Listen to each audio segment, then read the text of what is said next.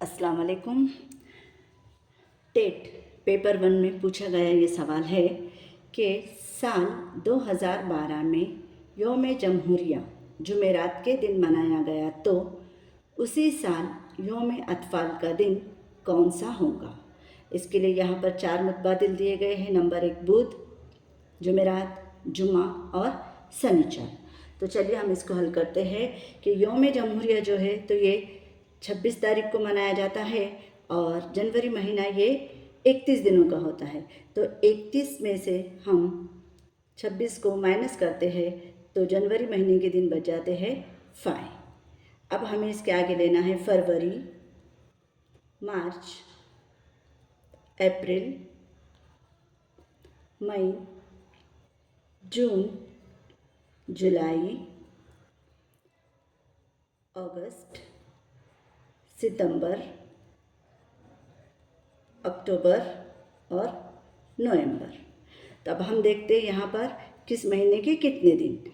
अब यहाँ पर सबसे ध्यान करने वाली बात ये है कि 2012 ये जो साल है ये लीप का साल है। तो लीप का साल होने की वजह से फरवरी महीने के यहाँ पर दिन आएंगे 29, मार्च 31, अप्रैल 30, मई 31, जून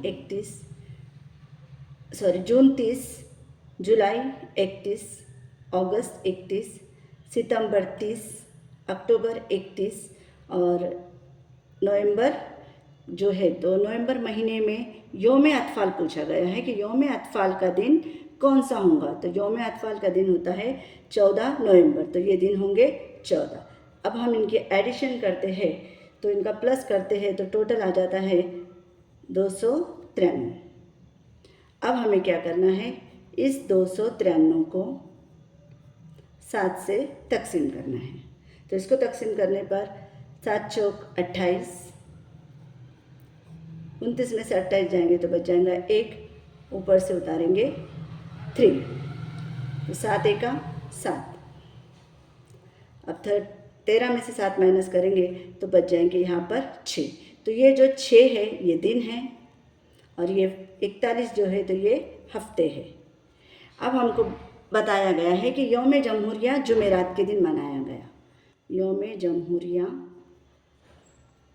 जुमेरात के दिन मनाया गया। तो जुमेरात के आगे हमें 6 दिन को गिनना है। जुमेरात के आगे हमें 6 दिन गिनना है। अब 6 दिन हम यहाँ लिखते हैं, वह 1, 2, 3, 4, 5 और 6।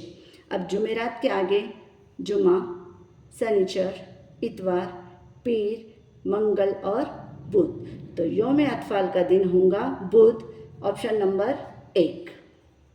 ये इसका बिल्कुल सही जवाब है। अस्सलाम वालेकुम।